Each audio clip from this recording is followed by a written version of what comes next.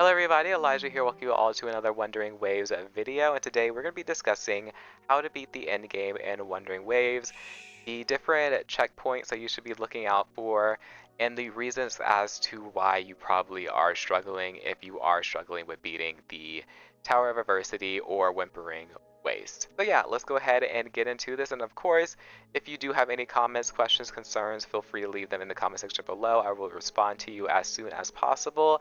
And if you do enjoy this video, please remember to like and comment and subscribe and all those other good things. But yeah, let's go ahead and get into this. Now to start things off, we're going to be looking at your characters, how they are built. So some of the obvious things, making sure they're level 90, making sure their weapon is also level 90, whether it be a free-to-play weapon or their limited weapon. You want to make sure it is fully enhanced. The exception to this rule would be your supporters and your healers, because again, Verena, she's been on this level 70 weapon, and I will probably never enhance it beyond this. That is perfectly fine. She is level 90, but I have seen people have her at level 80 because she doesn't really need that much investment to be usable. But for your main DPSs, make sure that they are maxed out.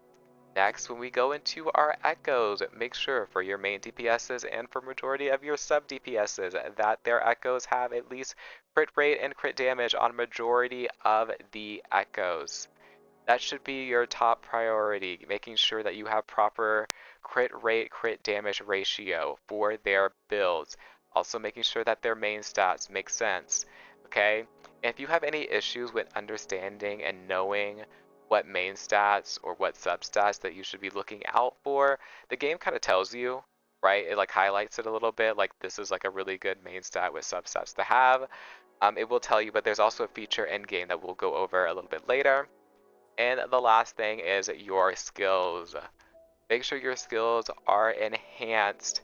Majority of your damage is coming from your skill enhancements. A lot of characters, like I was struggling with beating the end game until I actually started leveling up their skills to like level 10 for like their main damage skills and things of that nature, right? Her Forte Circuit is very, very important, and her Resonance Liberation is very, very important. I probably would not have been able to clear the end game that well if these things were not maxed out or as leveled as they are. So make sure your skills are leveled, and if you are like, I don't know how much I should level it, I don't know what skills I should prioritize, do not worry. The game tells you. There is a feature, the guide depot in the game, that will straight up tell you what you should prioritize when it comes to your skills, right? There are also websites that exist, but again, if you don't want to use other websites, there is a built-in in-game feature that straight up tells you like the stats that you should be looking for, their main stats, your skill priorities, even team combinations, as well as recommended weapons. I wouldn't really worry too much about this because they're going to always prioritize the limited weapons and not necessarily free-to-play options, so don't necessarily worry too much about this. But again, their sets, and even though in this way, well, this as well with the recommended stats, it's going to show you the recommended stats under the idea that you have their limited weapon. So I wouldn't even worry too much about this either. Just focus in on making sure you have the proper echoes and the echo set.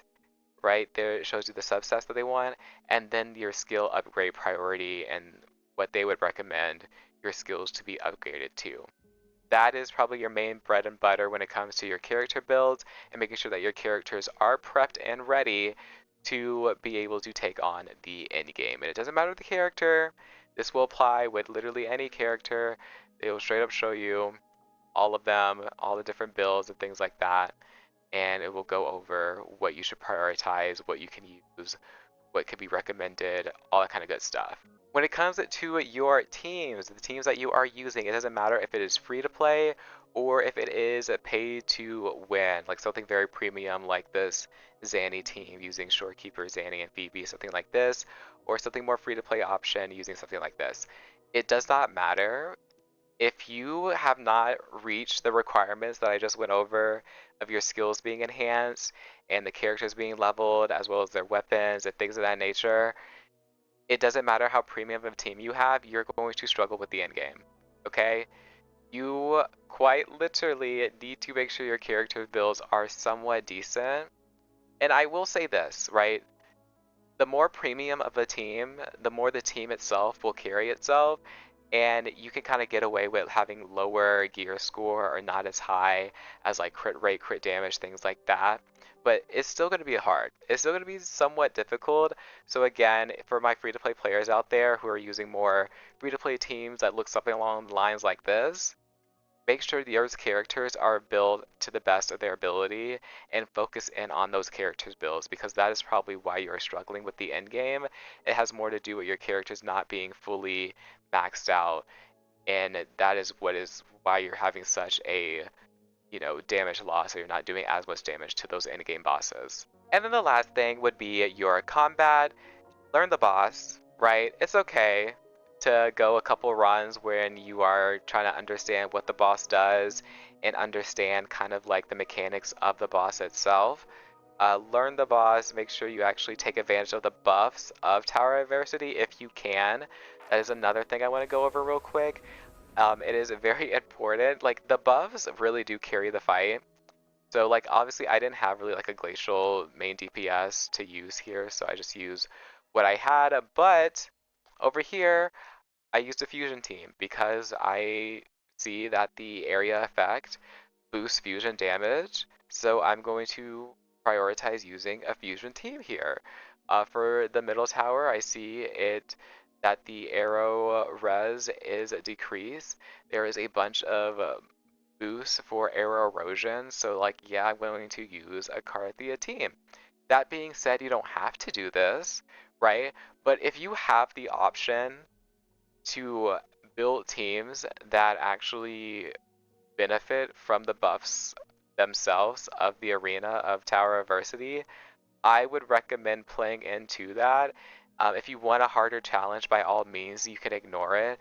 But if you're trying to just clear it, play into the buffs, okay? Play into the buffs. And if you don't have the buffs, then just use your best team. I do not have a glacial DPS at all, so again, I just use one of my better teams to be able to clear that final floor there. And that is all there is really to it. Hopefully that covers just about everything when it comes to clearing the end game as quick as possible and as fine-tuned as possible. I didn't want to like yap on forever and go into like very, very big details and things like that. I tried to make this video as general as possible, and it can apply to just about any team or just about any account, right? And I will also say that if you are new to the game, it will probably take you roughly 6 months, maybe even like 8 to 10 months of just consistently playing this game, farming, re-rolling for echoes, leveling up, gearing up your heroes, things like that, before you can actually get to the point where you can clear Tower Adversity. And the earlier that you can do it really just depends on how lucky you are when it comes to your echo rolls. Because I know there are some people out there who are still farming for the best in slot echoes. It's okay, it takes time. There is RNG to this.